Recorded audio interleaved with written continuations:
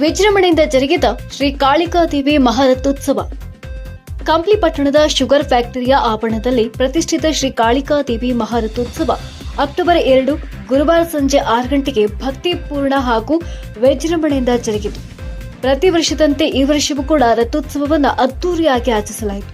ಈ ಸಂದರ್ಭದಲ್ಲಿ ಭಕ್ತರು ದೊಡ್ಡ ಸಂಖ್ಯೆಯಲ್ಲಿ ಭಾಗವಹಿಸಿ ಶ್ರೀ ಕಾಳಿಕಾ ದೇವಿಯ ದರ್ಶನ ಪಡೆದು ಧಾರ್ಮಿಕ ಕಾರ್ಯಕ್ರಮಗಳಲ್ಲಿ ಪಾಲ್ಗೊಂಡರು.